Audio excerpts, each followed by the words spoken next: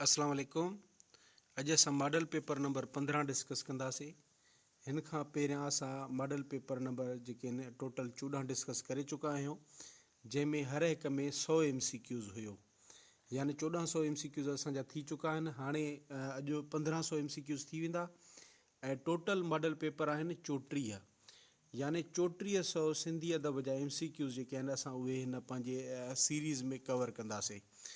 त शुरू करण खां पहिरियां तव्हांखे गुज़ारिश, अगरि तव्हां मुंहिंजे यूट्यूब चैनल ते नवां आहियो त काइंडली हिनखे सब्सक्राइब करे छॾियो। अच्छा, शुरू था कयूं। हाणे सवाल पहिरियों आहे, सिंध जो हफ़्ते ज़बान शाइर कंहिंखे चयो वञे थो? त इहो असांखे ख़बर आहे, साईं सचल सरमस्त खे हफ़्ते ज़बान, छो त हुन सतनि ज़बान में मतिलबु उन में शाइरी कई। अच्छा, साईं सचल सरमस्त जेको आहे आश्कार लफ़्ज़ जेको आहे सो तख़ल्लुस इस्तेमालु कयो आहे पंहिंजी फ़ारसी शाइरी में। ठीकु आहे। उनखां पोइ सवाल नंबर 2 आहे, शमसुल उलमा डॉक्टर उमर बिन दाऊद पोटे जी मज़ार किथे आहे? इन जी मज़ार जेका आहे भिट शाह में आहे, शाह लतीफ़ जी दरगाह ते। ठीकु आहे। सवाल नंबर 3, शाह जे रिसाले जो फ़ारसीअ में पहिरियों तर्जुमो कयो? हाणे हीउ आम सुवालु आहे त शाह जे रिसाले जो फ़ारसीअ में पहिरियों तर्जुमो कंहिं कयो? उहो मौलवी हिदायतुल्लाह हालाई कयो। नोट करे छॾियो। सवाल नंबर 4 आहे, शाह जे रिसाले बाबति पहिरीं लुग़त जो नालो आहे ग़रीबुल लुग़ात। शाह जे रिसाले जी पहिरीं लुग़त हुई ऐं जेका या कंहिं लिखी? भेरूमल ग़रीब लिखी। ठीकु आहे। अॻिते था हलूं। सवाल नंबर 5 आहे, हाफ़िज़ अहसन चन्ना शाह जे फ़िक्र ऐं फ़लसफ़े ते कहिड़ो किताबु लिखियो? त इन जो नालो आहे किताब जो शाह जो पैगाम। ठीकु आहे। सवाल नंबर 6 आहे, शाह अब्दुल लतीफ़ हयात व शाइरी नाले किताब उर्दूअ जे कहिड़े नामियारे शाइर, अदीब ऐं सहाफ़ी मरतब कयो आहे? त इन जो जवाबु आहे अख्तर अंसारी अकबर आबादी। ठीकु आहे। उर्दू किताबु आहे इहो। सवाल नंबर 7 आहे, शाह अब्दुल लतीफ़ भेटाईअ कहिड़े सुर में पाणी भरण जे बारे में भवण, मंझण ऐं तरो लफ़्ज़ कमु आंदा आहिनि? त इन जो सही जवाबु आहे सुर मारवी। ठीकु आहे। सवाल नंबर 8 आहे, किताब शाह जूं आखाणियूं कंहिंजो लिखियलु आहे? इन जो जवाबु आहे ॼेठमल परसराम गुलराजाणीअ जो। ठीकु आहे। अच्छा, हिकिड़ो तव्हांजे लाइ सुवालु, त किताबु आहे शाह जूं सूरमियूं, इहो किताबु आहे, इहो कंहिंजो लिखियलु आहे? इहो कमेंट्स में मूंखे तव्हां ज़रूरु ॿुधाईंदा, छो त इहो मां पहिरियां बि पंहिंजे वीडियोज़ में इहो ॿुधाए चुको आहियां। सवाल नंबर 9 आहे, मुंहिंजी आतम कहाणी नाले किताबु लिखियो आहे? कंहिं लिखियो आहे हीअ आतम कहाणी? मुंहिंजी आतम कहाणी जेका आहे उहा आहे डॉक्टर उमर बिन दाऊद पोटे जी आतम कहाणी आहे। अच्छा, तव्हांजे लाइ ॿियो सुवालु, कई किताबु, इहो बि आतम कहाणी जो किताबु आहे। ॾिसो त इहा ॿुधायो त इहा आतम कहाणी जो किताबु कंहिंजो आहे, कंहिंजी आतम कहाणी आहे? कमेंट्स में ज़रूरु ॿुधाइजो। सवाल नंबर 14 आहे, सितारा सिंध अख़बार कंहिं जारी कई? त इन जो जवाबु आहे पीर अली मोहम्मद राशिदी, सितारा सिंध अख़बार। अच्छा, हिते आहे हारी हक़दार अख़बार, इहो तव्हां खां सुवालु, त इहा कंहिं जारी कई? कमेंट्स में ज़रूरु ॿुधाइजो। सवाल नंबर 11 आहे, संगीता नाले सिंधीअ में रिसालो हिंदुस्तान जे कहिड़े शहर मां शाया थिए थो? त इन जो नालो आहे बुड़वादा शहर मां। ठीकु आहे। सवाल नंबर 12 आहे, अणभा वार कहिड़े शाइर जे गीतनि जो मजमूओ आहे? त इहो आहे सर्वेच सिजावली जो अणभा वार। ठीकु आहे। अच्छा, नोट कयो, हीअ ज़िंदगी ज़िंदगी शाइरीअ जो हिकिड़ो किताबु आहे, मजमूओ आहे। कमेंट में ॿुधायो त इहो कंहिंजो किताबु आहे। ठीकु आहे। सवाल नंबर 13 आहे, सभ खां पहिरीं सिंधी में मुमताज़ दमसाज़ जो किसो कहिड़े सन में छपियो? त इहो अहम सुवालु अथव। 1909 में छपियो। हीउ जेको किसो हुयो इहो तर्जुमो थियलु आहे, तर्जुमो कंहिं कयो? मोहम्मद सिद्दीक़ मुसाफ़िर कयो। सवाल नंबर 14 आहे, गज़ल जी माना आहे औरतुनि सां ॻाल्हाइणु, इन जी माना आहे। सवाल नंबर 15 आहे, उहा तशबीह जंहिंजो तालुक़ु सुंघण सां हुजे उनखे चइबो आहे तशबीह सामिआ। सवाल नंबर 16 आहे, अहिड़ो इस्तारो जंहिं में मुस्तार लय या मुस्तार मना इस्म जिन्स हुजनि उनखे चइबो आहे इस्ताराए असलिया। सवाल नंबर 17, जंहिं में असबात ॾिठो वञे उन किनाया खे चइबो आहे, छा चइबो आहे? इन्हनि मां को बि नाहे सही जवाबु। सवाल नंबर 18 आहे, to let bygones be bygones जो मफ़हूम आहे गुज़िरियल ॻाल्हि खे छॾे ॾियणु। सवाल नंबर 19 आहे, पे थ्रो द नोज़ जी माना आहे नतीजो भोगणु। सवाल नंबर 20 आहे, see how the cat jumps जी माना आहे हालतुनि जो इंतज़ारु करणु। सवाल 41, टू डिबार फ्राम जो मतिलबु आहे रोकणु। सवाल नंबर 22 टू रेस्ट विथ जो मतिलबु आहे अख़्तियार में हुअणु। सवाल नंबर 23 जो आहे to reconcile with to reconcile to मां मुराद आहे क़बूल करणु। सवाल नंबर 24 टू स्पीक इलोक्वेंटली मां मुराद आहे मोतीअ पोइणु।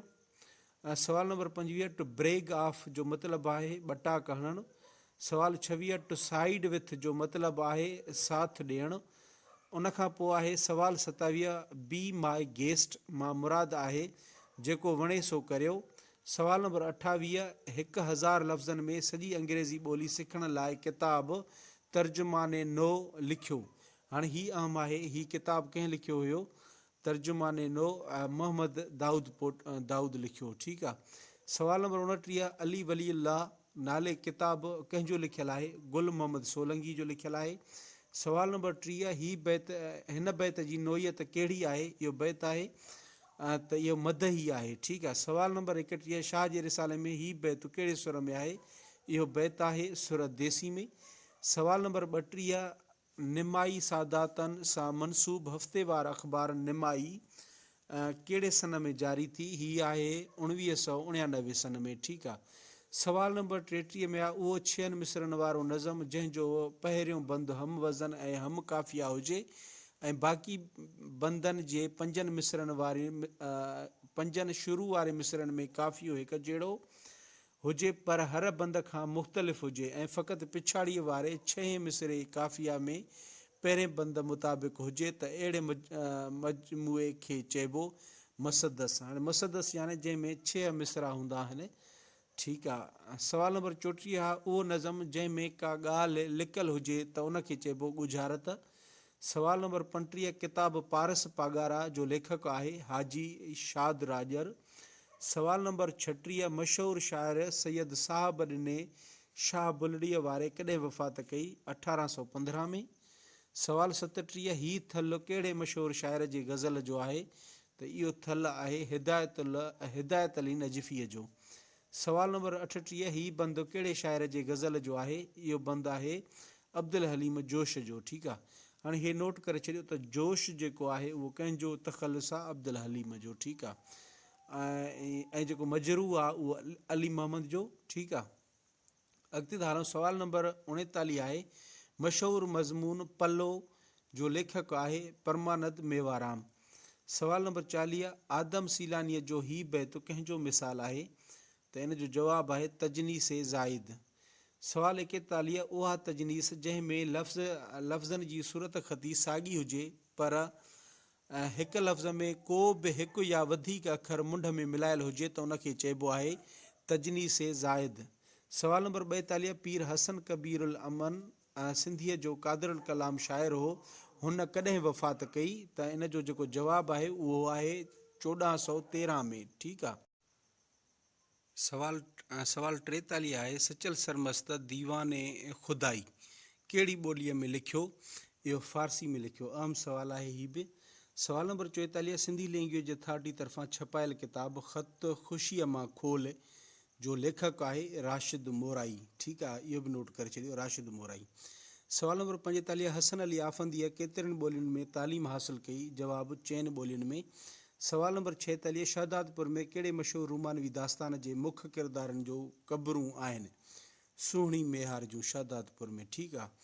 सवाल नंबर 47 किताबु विंदर ख़ातिर उर्फ़ सुगड़नि जा सनीहा जो लेखक आहे ईसा चन्ना शाद टिंडाई। ठीकु आहे। इहो ऐं सवाल नंबर 48 आहे हीअ कंहिंजो मिसाल आहे? इहो लिखियलु आहे। ठीकु आहे। इहो मिसाल आहे तजनीस मुतरिफ़ जो। उनखां पोइ जेको सवालु आहे सवाल नंबर 49 हीअ कंहिंजो मिसाल आहे? इहो तजनीस मुज़ारे जो।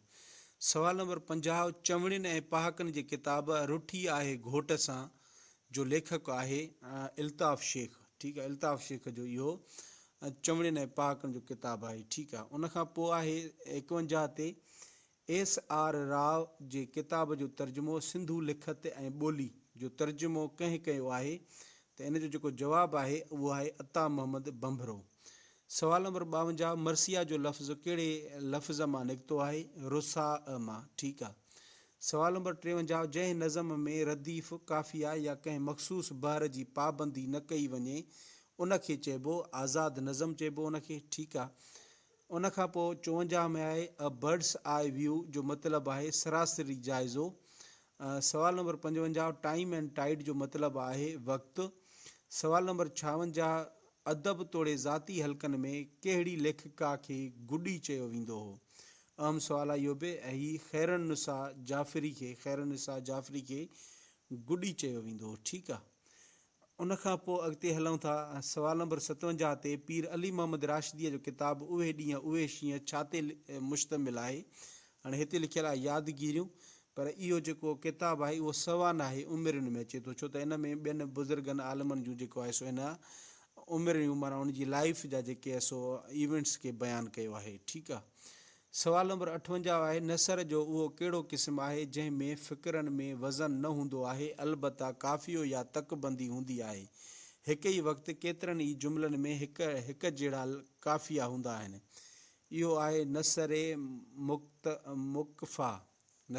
मुक़फ़ा। उनखां पोइ आहे सवाल नंबर 59, हीउ कंहिंजो शेर आहे। ऐं पखी तूं परनि ते छा लिखां, नीह जा नुक़्ता भला कहिड़ा लिखां। इन में इहो जेको आहे निसार बज़मी जो आहे, ऐं पखी तुंहिंजे परनि ते छा लिखां, नीह जा नुक़्ता भला कहिड़ा लिखां। सवाल नंबर 60 आहे हीअ कंहिंजी शाइरी आहे। इहा शाइरी मौलवी अहमद मलाह जी आहे। सवाल नंबर 61, सिंधी अदबी बोर्ड तरफ़ां छपायल किताब सिंधी सिंगार शाइरी जो लेखक आहे। हाणे सिंधी सिंगार शाइरी जो केरु लेखक आहे, डॉक्टर नबी बख्श बलोच।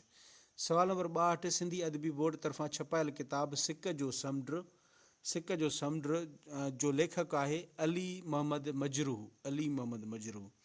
सवाल 63, विथ मेन एंड माइट जो मतिलबु आहे पूरी सघ सां। व्हील एंड वो जी माना आहे ख़ुशी या गमी में। सवाल नंबर 65, कहाणियुनि जे मजमूए थधा चप जो लेखक आहे ईश्वर चंद्र। सवाल 66, ही शेर कंहिंजो आहे। इहो आहे प्रीतम प्यासी जो। सवाल 67, ही कंहिंजी शाइरी आहे। इहा आहे ख्वाजा मोहम्मद ज़मा जी, ठीकु आहे। सवाल नंबर 68, डॉक्टर नबी बख्श बलोच जे मरतब कयल जामे सिंधी लुगात केतिरनि जुल्दनि में आहे, त इहा 3 जुल्दनि में आहे, ठीकु आहे। सवाल 69 आहे इन ब्लैक एंड वाइट जो मतिलबु आहे तहरीरी तौर ते हीउ रिपीट थियो आहे, ठीकु आहे। उनखां पोइ सवाल 70, आल इन आल जो मतिलबु आहे सभु कुझु बा अख़्तियार, ठीकु आहे। उनखां पोइ सवाल आहे 71, डॉक्टर अब्दुल जब्बार जूनी जे ऐं मोहम्मद कासिम बुघियो जो मुरतब कयल किताब नरती तंद न्याज़ सी कहिड़े इदारे जो छपायल आहे। इहो सिंधी अदबी बोर्ड जो छपायल आहे। सवाल नंबर 72 आहे हीउ शेर कंहिंजो आहे। इहो शेर जेको आहे ताजल बेवस जो आहे। सवाल 73, शाइर जो नालो ॿुधायो। इहो हाणे शेर आहे, शाइर जो नालो इन में जेको आहे मुर्तज़ा ॾाॾाई जो इहो शेर आहे। सवाल 74, आउट एंड आउट जो मतिलबु आहे मुकमल तौर ते, ठीकु आहे। उनखां पोइ आहे सवाल नंबर 75। सवाल नंबर 75 जेको आहे सवाल 75 आहे as a matter of fact जो मतिलबु आहे हक़ीक़त में। सवाल 76, हेनरी राइडर हेगर्ड जे नाविल जो तर्जुमो आशी जे नाले सां कंहिं कयो आहे। ही फज़ल अहमद बचाणी कयो आहे। हेनरी राइडर हेगर्ड जे नाविल जो तर्जुमो जंहिंजो नालो आहे आशी, ठीकु आहे। सवाल 77, इल्ताफ़ शेख जे नोटबुक तां जो लेखक आहे इल्ताफ़ शेख। उनखां पोइ आहे ख़मीसे जो कोट नाले कहाणी जो लेखक आहे जमाल अबड़वानी जो, ठीकु आहे। ख़मीसे जो कोट कहाणी कंहिंजी लिखियलु आहे, जमाल अबड़ो जी। सवाल नंबर 79 आहे शाइर जो नालो ॿुधायो। शहर ते राज आहे नफ़रत जो, दिले नादान प्यार ॻोल्हे थी। इहो साहिल आज़ाद जो जेको आहे शेर आहे। ही कंहिंजी शाइरी आहे, या मोहसिन ककड़ाई जी। सवाल 81, अंदर में उहाव थियो कंहिंजी शाइरीअ जो किताबु आहे। इहो यूसुफ शाहीन जो आहे। सवाल 82, थ्रो डस्ट इन वंस आइज़ जो मतिलबु आहे धोखो ॾियणु। सवाल 83, टू ड्रॉप इन जी माना आहे ओचितो अची वञणु। सवाल नंबर 84 आहे उहो लफ़्ज़ जेको कनि शयुनि बदिरां कमु अचे तंहिंखे चइबो आहे ज़मीर, यानी इस्म जे बदिरां कमु थो अचे। कनि शयुनि माना नालो हूंदो कंहिं शइ जो, ठीकु आहे। सवाल 85 आहे, जंहिंमें जुमिले में जंहिं इस्म या ज़मीर बाबति फ़इल कुझु चवे यानी हुअण करण या सहण मां का ॻाल्हि ॼाणाए उनखे छा चइबो आहे? त इहो फ़ाइल आहे। ठीकु आहे। सवाल 86, उहो ज़मीर जेको जुमिले में फ़ाइल बदिरां मफ़ूल थी कमु अचे या जेको ज़मीर ख़ालिस खे ज़ोर भराइण लाइ कमु अचे तंहिंखे चइबो ज़मीर मुश्तरिक। हाणे हे ज़मीर मुश्तरिक उहे जीअं मां पाण, हू पाण, तूं पाण, इहे जेके बि आहिनि इहे छा आहिनि? इहे ज़मीर मुश्तरिक आहिनि। ठीकु। सवाल 87 आहे, हीअ कंहिंजी शाइरी आहे? इहो शेर नला, इन जी जेका शाइरी आहे मोहम्मद ख़ान गनी जी आहे। सवाल 88, ही शेर कंहिंजो आहे? इहो सालिह सरवर समूह जो आहे। सवाल 99, विथ हाई हैंड जो मतिलबु आहे हाकिमाणो अंदाज़। 90 सवाल चवे थो त टू वर्शिप द राइज़िंग सन जो मतिलबु आहे उभरंदड़ सिज खे पूॼणु। सवाल 91, उहो करदंत जेको ॼाणाए त फ़इल वारो कमु पूरो थी चुको तंहिंखे चइबो इस्म मफ़ूल। यानी इस्म मफ़ूल में ॾिसो त जेको सेकंड फॉर्म ऑफ वर्ब हूंदी आहे ऐं थर्ड फॉर्म ऑफ वर्ब हूंदी आहे उहो जेको हूंदो आहे इस्म मफ़ूल हूंदो आहे, उनखे असां इस्म मफ़ूल बि चई था सघूं। ठीकु आहे। इन ॿिन्ही सूरतुनि में कमु थी चुको हूंदो आहे न, त इन में माना जीअं खाधो, मां थो चवां खावां थो, खाइणु, पर खाधो चवंदुमि त माना पूरो थी चुको आहे, या खाधल चवंदुमि त बि पूरो थी चुको हूंदो कमु।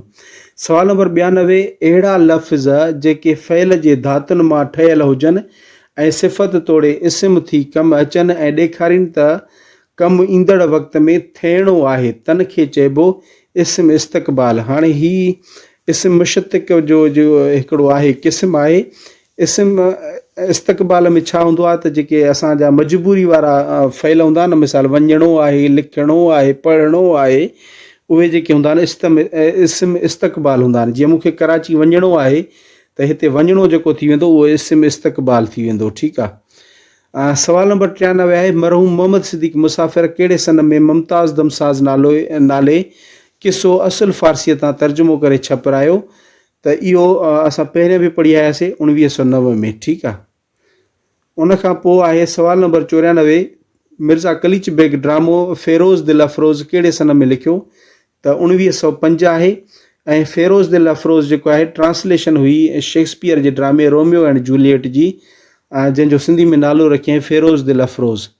सवाल नंबर 95, मोहम्मद इस्माइल उर्साणीअ जे लिखियल किताब हसन परवीन में कुल केतिरा ड्रामा आहिनि? त इन में 3 ड्रामा आहिनि मोहम्मद इस्माइल उर्साणीअ जो हसन परवीन। ठीकु आहे। सवाल नंबर 96, हैदर बख्श जतोई कहिड़ी तहरीक जे असर हेठि अफ़साना लिखणु शुरू कया? सोशलिस्ट तहरीक जे हेठि। ठीकु आहे। सवाल नंबर 97, डॉक्टर नजम अब्बासीअ जे कहाणियुनि जो मजमूओ प्रोफेसर कहिड़े सन में शाया थियो? 1984 में।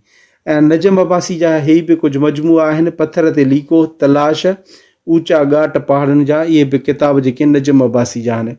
सवाल नंबर 98, कमर शहबाज़ जे चूंड कहाणियुनि जो पहिरियों मजमूओ चूंड कहाणियूं कहिड़े सन में छपियो? त इन जो जवाबु आहे 1983 में। सवाल नंबर 99, मौत मुंहिंजो महिमान कंहिंजी कहाणियुनि जो मजमूओ आहे? इहो अमर जलील जे, ठीकु आहे, कहाणियुनि जो मजमूओ आहे। सवाल आख़िरी आहे 100, महताब महबूब जो कहिड़ो कहाणियुनि जो मजमूओ 1985 में छपियो? लहर लहर ज़िंदगी जेका आहे इहो इन में छपियो। त ही हुया असांजा अॼु जा MCQs। वॾी महिरबानी तव्हांजी ॾिसण जे लाइ। ऐं गॾोगॾु इहो त तव्हांखे अगरि हीअ PDF खपे या मुंहिंजे जेके बि मुंहिंजा वीडियो थी चुका आहिनि उन्हनि सभिनी जी तव्हांखे अगरि PDF फाइल खपे त जेको डिस्क्रिप्शन में मुंहिंजो WhatsApp नंबर ॾिनल आहे उन ते तव्हां मूंसां राब्तो कयो ऐं तव्हांखे हिकिड़े पेड WhatsApp ग्रुप में ऐड कयो वेंदो, जिते तव्हांखे मुंहिंजा जेके वीडियो थी चुका आहिनि उन्हनि जी PDF या जेके हाणे थींदा उन्हनि जी बि PDF उते मिलंदी रहंदी। उन जे लाइ तव्हांखे कुझु फीस जेका आहे सो उहा बि पे करणी पवंदी। Thank you so much for watching this video.